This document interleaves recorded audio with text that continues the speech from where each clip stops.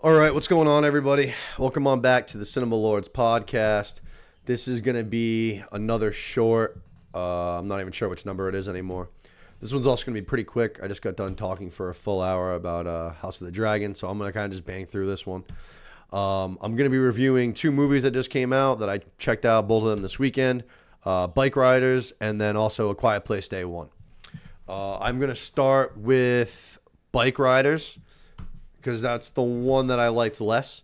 I was expecting this movie to be more Sons of Anarchy than it really was. I thought it was filled with really good performances. I thought that Butler, I thought Comier, and I thought Hardy all did really good jobs. I thought Hardy and Comier a little bit more so. Butler's character, very quiet. Even when he did talk, he was almost like whispering. I feel like he was actually on the screen less than I had expected him to be, as the number one listed guy and is the main character, quote unquote. I actually felt like Jodie Comer was actually more of the main character. She was the one telling the story, obviously, not necessarily narrating it, but telling it from her perspective, her POV. I thought Tom Hardy got just as much, maybe even possibly even more screen time, but it was close.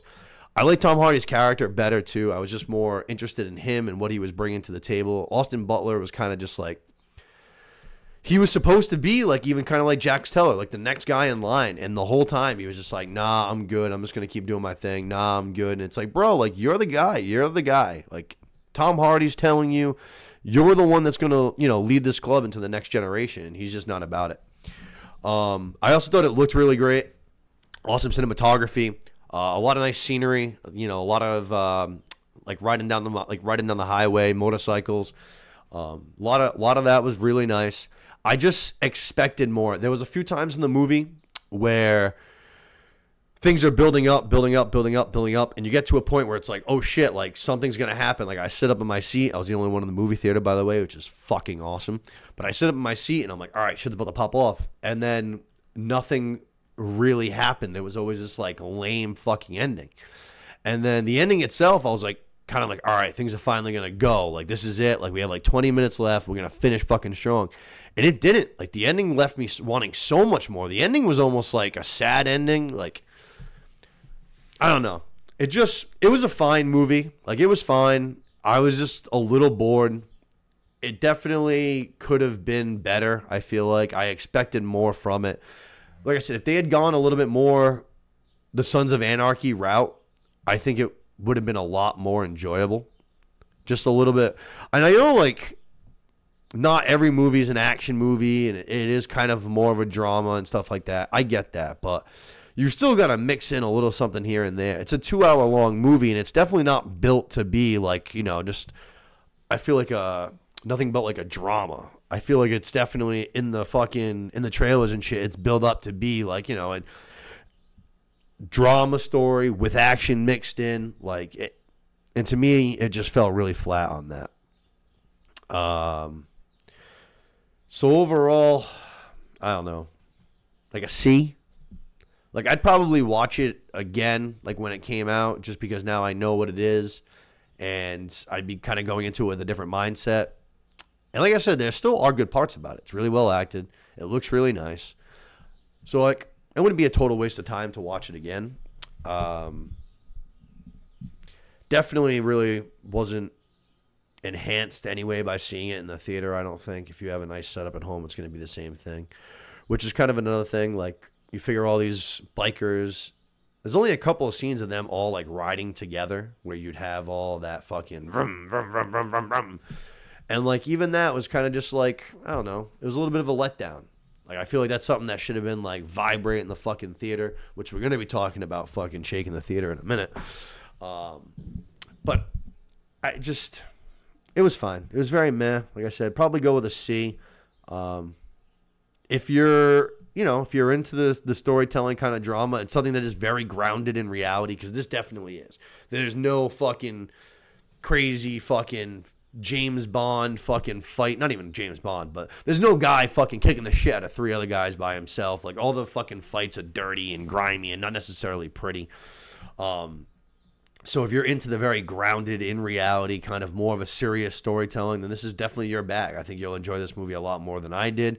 And I'm not exactly an action movie fan. Like, I'm not fucking sitting here watching guys just shoot. Like the John Wick movies, I've seen the first two, and I know everybody loves them. They're very good. The first two are fine.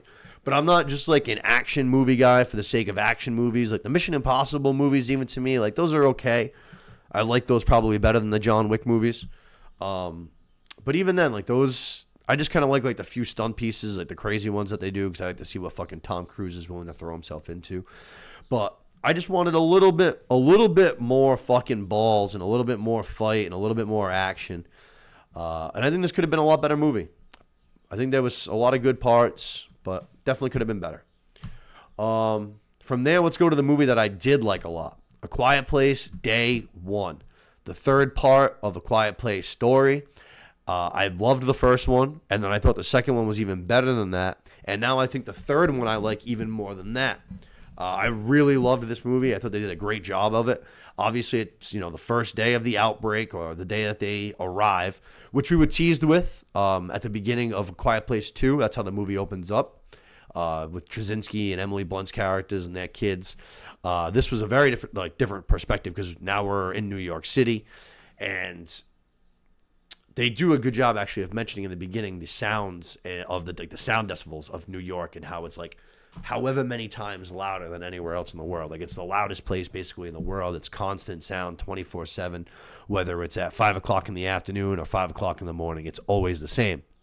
So you imagine this is going to be chaos for a whole bunch of fucking steroided up fucking aliens who only can hear sound.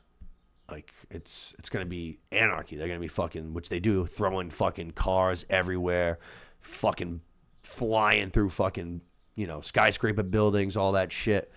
It was very cool. I thought it was, I thought it looked awesome. I thought they shot the shit out of this movie. I thought it looked great.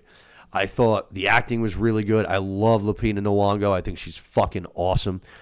Joseph Quinn, who's obviously everywhere right now. I like him. I thought he did a good job in this movie. Obviously, he's going to be Johnny Blaze in the upcoming Fantastic Four. He's also going to be in the new Gladiator movie, which some of the stills just came out for that. I completely forgot that he was in that movie. The cast is so loaded. Completely forgot that he was even in it. But I thought they both did a really good job. Obviously, shout out to the fucking cat. Best animal actor of all time. I mean, this cat stole the show. She was the best character. Fucking Frodo. His name, I'm sorry. He stole the show. Frodo was fucking awesome. Great cat actor. I mean, that thing was fucking well trained. As long as it wasn't, entirely CGI'd, which I don't think it was. But I'd have to look into. If it is, fuck me, that'd be pretty funny. But this one is my favorite. It really never let up. It went go, go, go, go, go, go, go the entire movie.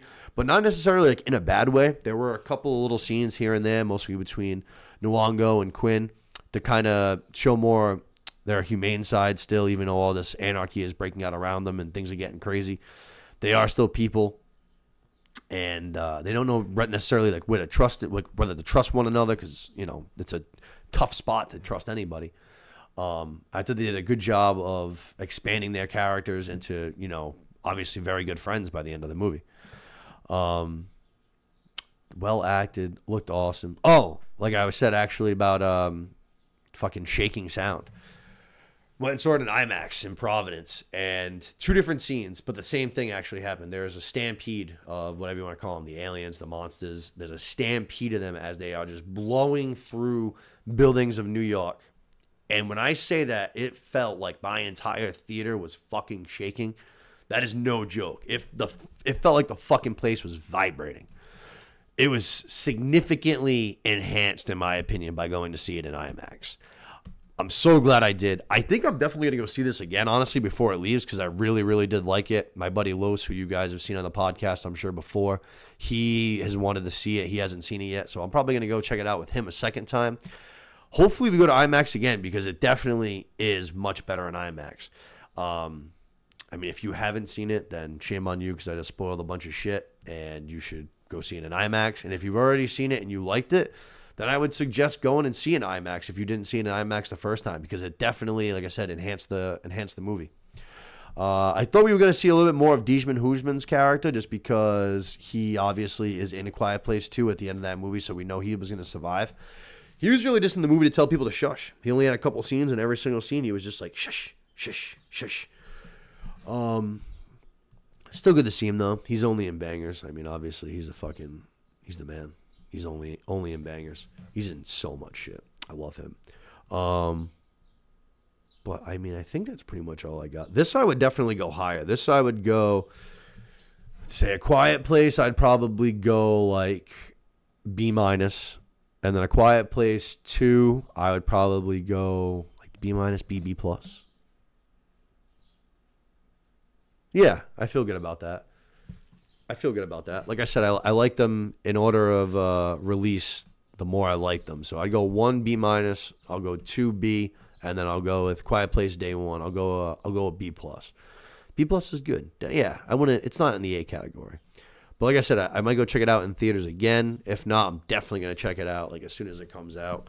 Because it was a good time. It was a good watch. It was very fucking entertaining. It was, like I said, nonstop, well acted, great cat, fucking all-time fucking animal performance. Great time. Great summer blockbuster. Exactly what it's meant to be. So I would definitely go and check out both of those. I appreciate you guys for checking out the reviews. I appreciate you guys for checking out everything lately. All the episodes have been getting a lot more views and a lot more feedback, and it's really appreciated. It's very, very cool to see people liking the show and watching the show. And I'm thankful, you know. I hope everybody has a good 4th of July. Have fun. Be safe. Come back next week. We're going to be talking more House of the Dragon and everything else. But thanks for watching, and happy watching.